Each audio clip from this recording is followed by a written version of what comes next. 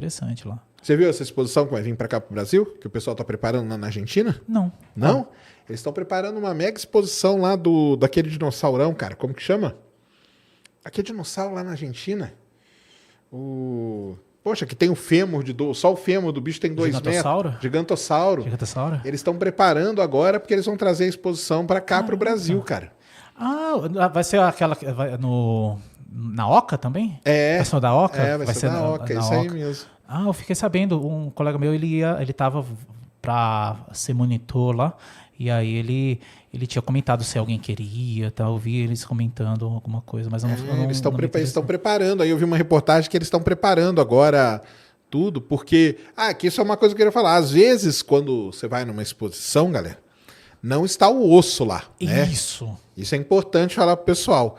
Por que não deixou? Porque pode acontecer várias coisas, né, cara?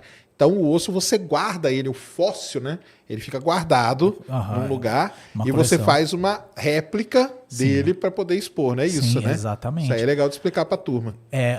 Às vezes, muitas vezes, tem um original, né? Mas apenas se a exposição for no museu que ele está sendo preservado, né? Que tem todas as condições para manter aquilo. E são exposições temporárias, né? Que não ficam de alguns meses e depois elas são armazenadas de novo. A exposição do Cabeça de Dinossauro, né, do Tapoiasauro, que eu disse ali no Museu de Zoologia, teve réplicas, mas também teve os originais. Nós deixamos lá os originais para ter, justamente por isso, porque é muito difícil, né? Muito difícil você ter uma exposição com fósseis originais. E como foi o próprio laboratório do museu que encontrou, e os fósseis estavam tudo ali, então aí deu para fazer ali. Aí deu para fazer, não precisou transporte, não precisou muita coisa. Teve uma itinerância, nós fizemos na USP de Rio Claro também, nós levamos um fóssil lá para a cidade que nós fizemos a coleta. Cidade onde descobriu, nós fizemos. Legal, tem até algumas fotos assim, depois dá para mostrar. Ficou pra bem mostrar legal. Pro pessoal lá da cidade. Sim, para mostrar o que a cidade estava contribuindo. E hoje a cidade ela é meio conhecida por causa disso. Ela começou a ser bem reconhecida por causa disso. Então, nesses raros casos, você tem o fóssil original, né? Mas em 95,32% é tudo, a grande maioria é réplica. E aí você tem que preparar. Você participar dessa preparação também? Sim, né? A preparação. Tá. Que material que o pessoal usa normalmente? Sabe aqueles exploradores de dentista que para tirar tártaro do dente? Sim. Então, é mais ou menos aquilo, né? Só que o uso com acetona, aquelas acetonas que usa para tirar esmalte, a acetona deixa o sedimento um pouco mais amolecido e você utiliza o... Aí você está falando para limpar o fóssil, limpar, né? Isso. Para fazer mas eu falo quando você vai preparar a réplica, para preparar a exposição e tal. Você chegou a participar disso? Sim. Só que essa preparação, geralmente é feita por um artista, né? Ou por um paleoartista.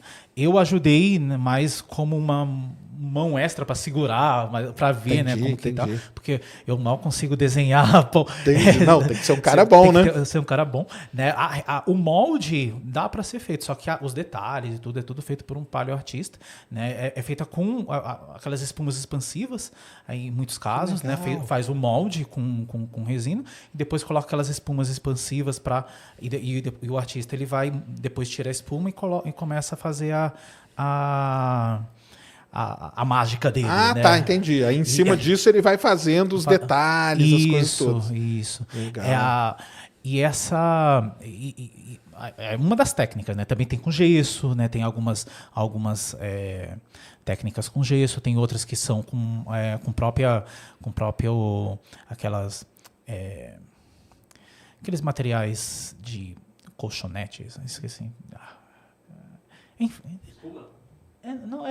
Você tem a espuma, né? A espuma, só que as um plástico, alguma coisa assim? Mas eu esqueci o nome. Não, beleza. Enfim, mas é isso aí. Entendi. Não, então que tem os materiais. Tem vários materiais, né? Que vai fazer. Isso. Mas legal, então. Então o pessoal entender, viu, pessoal? Muitas vezes o que você tá vendo. Aliás, é até uma sorte, porque, por exemplo, lá no Museu Nacional, quando deu o problema do incêndio, nossa, nem fala. muita coisa, na verdade, foi salva porque Sim.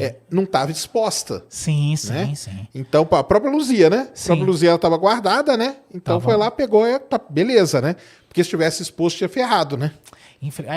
O que está exposto é só, entre aspas, a nata do material que o pessoal coloca lá para poder chamar a atenção. Mas a grande maioria da coleção fica guardada, fica em armários, às vezes ventilados, às vezes, dependendo do tipo. Sim, né? depende da condição que você tem que guardar, né? Às vezes climatizado, às vezes não, né? O paleonto não, porque são fósseis, são rochas, então você não precisa de uma preparação, uma sala tão preparada, mas dependendo do material, se ele for um material mais vivo, tá em álcool, né? Tá em formol, e aí tá guardado, né? E o que aconteceu no Museu Nacional, tinha algumas coleções que estavam fora, né? Que não era... Que sorte, hein? Que estavam em prédios anexos, né? Sim, que prédios anexos. Entendi. E aí, quando...